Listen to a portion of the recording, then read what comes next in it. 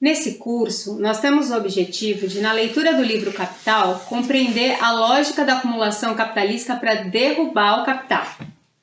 Estudamos que o dinheiro, usado de uma forma particular para comprar a mercadoria, a força de trabalho e os meios de produção, se chama capital. É ao acionar o processo produtivo de produção de mercadorias que se dá a transformação do dinheiro em capital. Fomos apresentados a um mistério, que é a desvendar como extrair um mais valor da troca de equivalentes. E no estudo da jornada de trabalho, compreendemos que acontece um roubo do valor gerado a mais pela força de trabalho, que é apropriado de forma privada pelos proprietários de capital. A questão central de Marx no livro 1 é mostrar que a força de trabalho é o componente do capital que gera valor novo na sociedade e que, portanto, produz riqueza. Cada militante que fez a leitura e passou por esse curso teve o contato com a análise científica para afirmar que na sociedade capitalista é a classe trabalhadora que gera valor. E essa é uma afirmação fundamental na luta de classes. Mas até aqui a gente lidou com o fato de que o capital encontra força de trabalho disponível para acionar o processo produtivo de mercadorias. Mas de onde veio a força de trabalho? Qual que é a origem do mercado de compra e venda de força de trabalho? Esse é o tema da aula de hoje.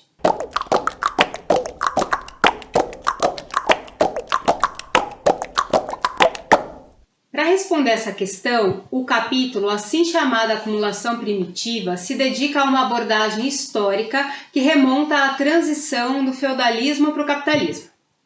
No feudalismo, a relação social de produção era caracterizada pelas condições objetivas e subjetivas de trabalho estarem unidas. Ou seja, os servos eram proprietários dos meios de produção e estavam presos à terra na relação de troca de proteção por produtos. Esse capítulo vai narrar a separação violenta entre as condições objetivas e subjetivas de realizar trabalho, ou seja, a expropriação das terras e dos instrumentos de trabalho dos trabalhadores. É o método dialético aplicado para compreender um processo histórico movido por contradições. Nas palavras de Marx, a estrutura econômica da sociedade capitalista proveio da estrutura econômica da sociedade feudal. Lendo no autor. O movimento histórico que transforma os produtores em trabalhadores assalariados aparece, por um lado, como sua libertação da servidão e da coerção corporativa. Esse é o único aspecto que existe para os escribas burgueses da história. Por outro lado, porém, esses recém-libertados só se tornam vendedores de si mesmos depois de que todos os meios de produção e todas as garantias de sua existência oferecidas pelas velhas instituições feudais lhes foram roubadas. E a história dessa expropriação está inscrita nos anais da humanidade com traços de sangue e fogo. Para contar essa história, o Marx vai fazer uso da ideia de segredo, de esquecimento e de violência. Esse vai ser o roteiro, o esquema dessa nossa aula.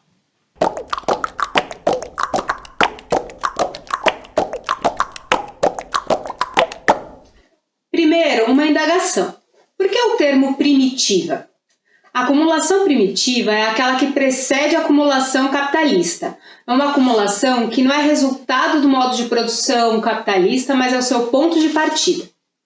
Na obra O Capital, Marx expõe as leis de acumulação capitalista, como vimos nas aulas anteriores. E, em seguida, ele analisa a chamada acumulação primitiva, caminhando do complexo ao mais simples, como desdobramento do método dialético.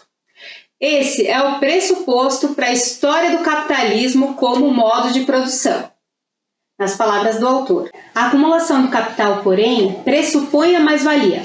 A mais-valia, a produção capitalista, e esta, por sua vez, pressupõe a existência de massas relativamente grandes de capital e de força de trabalho nas mãos de produtores de mercadoria. Todo esse movimento aparece, portanto, girar como um círculo vicioso, do qual só podemos sair supondo uma acumulação primitiva, precedente à acumulação capitalista, uma acumulação que não é resultado do modo de produção capitalista, mas sim seu ponto de partida. Portanto, as condições para o devir do capital não estão contidas no modo de produção capitalistas, devem ser encontradas numa explicação fora deles. É nesse sentido que a análise histórica torna-se fundamental para o entendimento do processo na sua totalidade.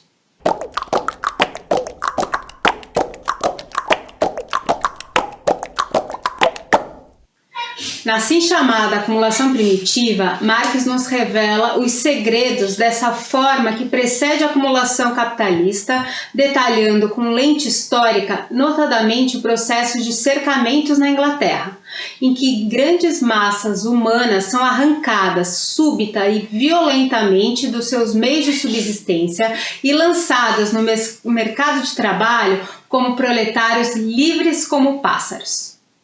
O segredo da acumulação primitiva é a separação do trabalhador das condições de realizar trabalho. Nas palavras de Marx, dinheiro e mercadoria, desde o princípio, são tão pouco capital quanto os meios de produção e de subsistência. Eles requerem sua transformação em capital. Mas essa transformação mesma só pode realizar-se em determinadas circunstâncias, em que se reduzem ao seguinte: duas espécies bem diferentes de possuidores de mercadorias têm de defrontar-se e entrar-se em contato. De um lado, possuidores de dinheiro, meios de produção e meios de subsistência, que se propõem a valorizar-se a soma do valor que possuem mediante a compra de força de trabalho alheia. Por outro lado, os trabalhadores livres, vendedores da própria força de trabalho e, portanto, vendedores de trabalhos. Trabalhadores livres num duplo sentido, porque não pertencem diretamente aos meios de produção, como os escravos e servos, nem os meios de produção lhe pertencem. É um processo que transforma, por um lado, os meios sociais de subsistência em capital e, por outro, os produtores diretos em trabalhadores assalariados. O ponto de partida do desenvolvimento capitalista é o ato histórico em que os meios de produção foram expropriados dos trabalhadores e reunidos em mãos muito menos numerosas, que produziu tanto o proletariado quanto o burguês. Portanto, o livre como um pássaro se refere a um livre num duplo sentido que carrega uma ironia. Os trabalhadores não estão presos nem à terra, nem a um senhor, e também estão livres para morrer de fome, à medida que não dispõem nem das condições materiais objetivas nem subjetivas de realizar trabalho. A relação de produção capitalista pressupõe, por um lado, a disponibilidade de força de trabalho livre, ou seja, é a sua existência meramente subjetiva como energia vital, separada das condições objetivas, que são os meios de produção e as condições de produção da sua existência material. E, por outro lado, o capital, uma força social concentrada com a finalidade de ser um valor que se valoriza, na sua dimensão abstrata, negando o valor de uso das mercadorias produzidas. E deve haver uma livre relação entre essas partes, ou seja, ninguém pode apropriar-se diretamente do trabalho alheio. É necessário haver um contrato, é necessário haver uma operação de intercâmbio entre os compradores de trabalho e os vendedores de trabalho.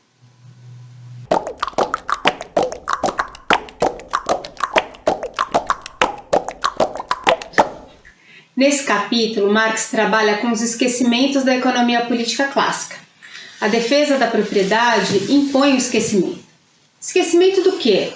Do movimento histórico que transforma trabalhadores em assalariados. A indagação levantada por Marx indica um sentido de que é se perguntar quais poderiam ser os esquecimentos da economia política se os pressupostos dessa ciência estão apoiados na história. Trata-se de um esquecimento acerca dos acontecimentos violentos que deram origem a sociedades cindidas em classes sociais. Desse modo, só se pode ter acesso a uma ideia distorcida de como se formou o mercado de trabalho. Para um trabalhador acordar todo dia de manhã, segunda-feira, e vender a sua força de trabalho em troca de um salário, foi necessário que muitos trabalhadores fossem marcados a ferro e fogo, como narra o Marx nas leis sanguinárias aplicadas na Inglaterra a todos os trabalhadores que apresentassem alguma resistência às condições do mercado de trabalho que estava surgindo. Em qualquer formação histórica, a sociedade de classes é penosa ao ser humano. Trata-se de uma transição violenta de iguais no estado de cooperação para divididos em classes, no qual o trabalho que deve contribuir para a produção social não é favorável a quem trabalha, mas ao outrem. Marx mostra que o processo de transição violenta deve ser esquecido para que tudo pareça uma transição natural. O esquecimento do processo violento é a crítica de Marx à narrativa idílica de Adam Smith e David Ricardo, que desenvolvem uma abordagem de um desenvolvimento como se a humanidade, ou a história da humanidade, se desenvolvesse para dar em capitalismo. Ou seja, como se os homens não pudessem organizar o trabalho de outra forma. Marx mostra como uma parte da realidade deve ser ocultada e esquecida para que a ciência burguesa funcione. O esquecimento da dimensão violenta do processo histórico é funcional para ocultar a brutalidade de constituição do mercado de trabalho, que pode ser chamado a rigor de mercado de compra e venda de força de trabalho, transformado em mercadoria. Marx elucida que o Estado é o organizador desse esquecimento. Na verdade, essa é a razão de ser do Estado. Junto ao esquecimento fundamental, porque está na estrutura do modo de produção capitalista, acerca desse processo de transformação da força de trabalho em mercadoria, existem outros esquecimentos importantes para reproduzir esse modo de produção. Como é o caso do trabalho doméstico, que é responsável pela produção dessa mercadoria excepcional para o capitalista, a única capaz de gerar mais valor, a força de trabalho. A gente entende o valor em Marx como uma relação social. Então, o valor é o valor da perspectiva do capital, não é uma propiciação moral. O trabalho doméstico não gera valor para o capitalista. É um trabalho não pago que compõe a reprodução da força de trabalho e contribui para o aumento da exploração, mas não gera um valor a mais. É um trabalho não mercantilizado, portanto, é considerado uma externalidade no âmbito da reprodução social. Quando se fala de reprodução social, está se falando em reprodução ampliada do próprio capital, mas principalmente em reprodução de força de trabalho que se opera no âmbito da família da classe trabalhadora. O trabalho fabril produz as mercadorias, a forma elementar da sociedade capitalista, e engendra relações e práticas sociais determinantes. Mas se alguém perguntar o que produz o trabalho doméstico invisível de milhares de mulheres do mundo, uma resposta possível é que esse trabalho produz a mercadoria mais extraordinária para o capitalismo, aquela que é capaz de gerar mais valor, os filhos da classe trabalhadora e o vir a ser da força de trabalho.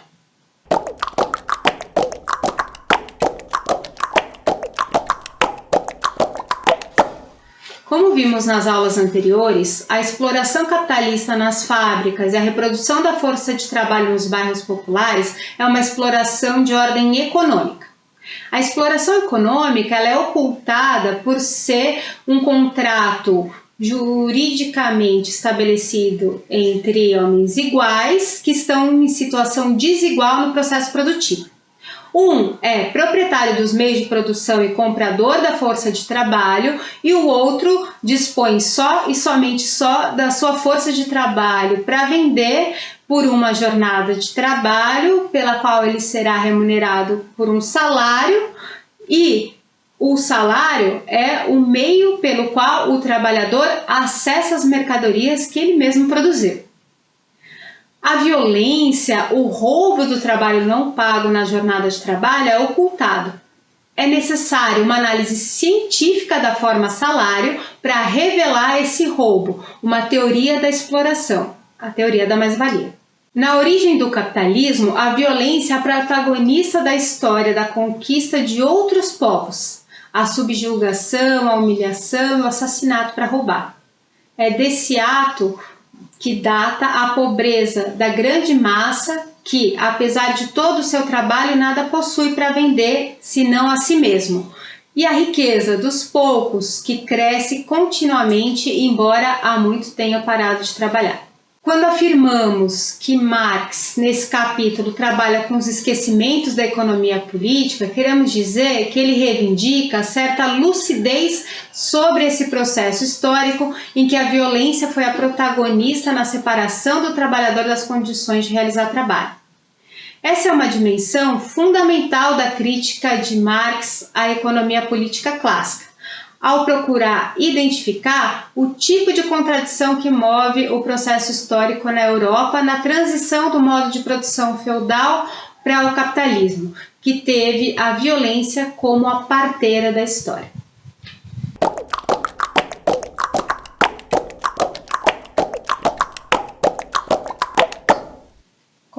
A gente conclui as reflexões do capítulo da acumulação primitiva tecendo um breve comentário sobre o processo de conquista e colonização tão fundamental para a história do capitalismo e que diz respeito à história e à condição de exploração nos nossos países. Este começa por destacar que a violência do processo de colonização é distinta da violência da sociedade de classes em geral. Do ponto de vista do conflito social como motor da história, a violência da colonização é uma violência de natureza distinta da violência identificada por Marx no capítulo da assim chamada acumulação primitiva. Trata-se de uma violência que não opera na condição de um ser humano sobre o outro, mas no caso rejeita a humanidade de homens, mulheres e crianças das sociedades colonizadas. A violência da acumulação primitiva não rejeitou homens, mulheres, nem mesmo crianças. Ao contrário, todos foram considerados aptos para serem arrancados dos seus modos de vida, expropriados dos meios de produção e serem transformados em força de trabalho. Essa diferença acerca das violências produz contradições fundamentalmente distintas dessas duas realidades. No processo de invasão de espanhóis, portugueses, holandeses, ingleses, franceses, os territórios que viriam a se tornar colônias, havia o objetivo fundamental de fazer dessa uma fonte de riqueza mercantil, isso é, uma fonte de metais monetizáveis ou produtos transformáveis nesses metais que eram critérios de riqueza no capitalismo mercantil vigente na Europa Ocidental da época, que foi fundamental para a acumulação primitiva de capitais. No momento em que a civilização europeia ocidental se depara inicialmente com sociedades nativas, se estabelece uma contradição absoluta, à medida que o modo de ser daquela humanidade particular nega as outras e impõe de imediato, pela força, as condições do capital mercantil em expansão. A humanidade da sociedade nativa foi negada ao ser descartada como fonte de riqueza no processo de exploração mercantil. Nas palavras de Frantz Fanon, o primeiro confronto dessas forças se desenrolou sobre o signo da violência e a sua coabitação, mais precisamente a exploração do colonizado pelo colono, prosseguiu graças a baionetas e canhões. Do desfecho desse conflito se deu o primeiro molde gerador da forma social das colônias, que imprime formas de exploração brutal nesse território, tanto em relação aos povos quanto à natureza. Isso cria um tipo de mentalidade de organização social destrutiva, onde a forma de organizar a sociedade coincide com o processo de devastação do lugar. O modo de agir com violência cria relações de trabalho brutais nessa sociedade. E essas características marcam as relações sociais até hoje, na prática de exploração ilimitada e na grande matança em relação aos povos originários. A relação de exploração e opressão marcada por essa violência é transferida parcialmente a toda a força de trabalho livre da época e até hoje estão presentes nas relações da burguesia com a classe operária na periferia do capitalismo. Essa brutalidade da exploração é uma condição compartilhada pelos povos que têm em comum a história de invasão e colonização marcada pelo saque, pelo genocídio, pela humilhação. A brutalidade da exploração da força de trabalho, ela é explicada através da categoria superexploração do trabalho, desenvolvida por uma das matizes do marxismo latino-americano, que é a teoria da dependência. Identificar a violência como força motriz do processo de colonização revela o fundamento predominante nas relações sociais marcadas pela violência exacerbada das forças opressoras dos Estados nacionais, pelo desprezo à vida, como vemos até hoje com o número de mortes pelo vírus ou pela fome durante a pandemia. A colonização se deu na base do extermínio e hoje esse extermínio continua, como vemos com o genocídio da juventude nas periferias dos grandes centros urbanos. Essa violência, a violência que em Marx é o pecado original na constituição das nações burguesas, na forma de expropriação, se apresenta através da negação na formação deformada de nações em que as aspirações de formação nacional não foram realizadas.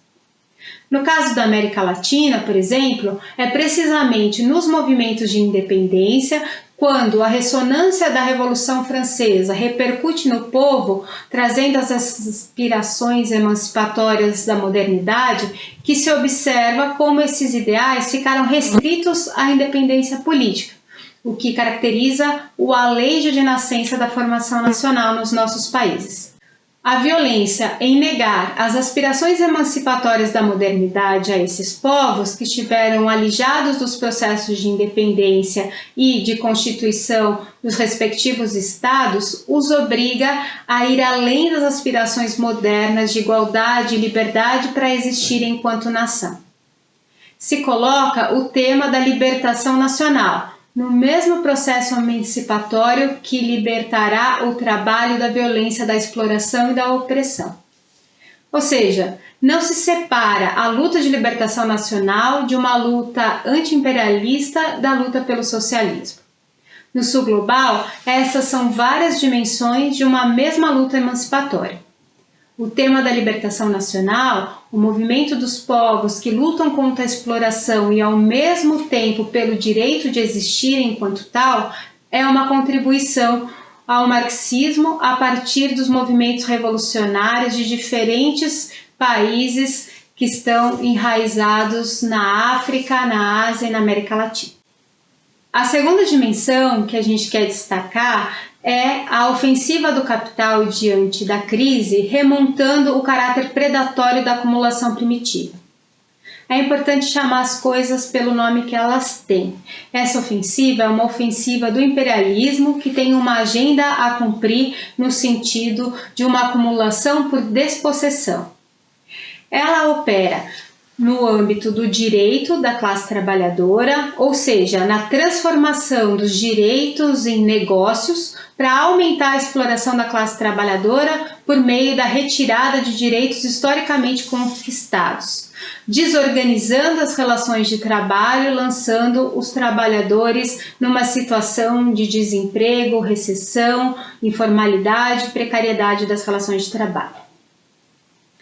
A ofensiva se dá também na disputa do Estado, tanto na dimensão política, adequando o Estado Nacional e suas instituições às exigências da acumulação do capital por meio de mudanças nos marcos legais, quanto na dimensão econômica, por meio da apropriação dos mecanismos indutores da produção, passando pelo processo de privatização de empresas estatais, até a disputa da mais-valia social por meio das privatizações de fundos públicos. A democracia está ameaçada nesse processo. O capital financeiro está numa ofensiva para adequar as instituições políticas dos estados nacionais às suas necessidades de acumulação. E a terceira dimensão é a pilhagem de bens naturais, que é uma dimensão estratégica nessa ofensiva. É a disputa por territórios e apropriação privada de fontes energéticas mundiais como petróleo, eletricidade, minério, terras, água, biodiversidade. Debaixo de todas as nações em guerra tem petróleo ou algum recurso estratégico. Uma outra dimensão interessante da gente notar é o controle ideológico, que faz com que qualquer resistência seja reprimida por mentira, desmoralização, fake news ou, propriamente dito, pela repressão e criminalização da luta. Essa dimensão de atomizar os trabalhadores na produção e na representação política. É um processo de destruição da cultura da classe trabalhadora que favorece o autoritarismo e a fascistização da sociedade. A destruição e a precarização do trabalho geram um enorme contingente humano brutalizado, aptos à eliminação, seja pelo suicídio, pelo genocídio ou pela migração forçada de refugiados. A crise é uma crise de padrão de acumulação do capitalismo, que com a pandemia levou um choque exógeno, um choque externo, que faz com que o capitalismo mude estruturalmente o modo de funcionar.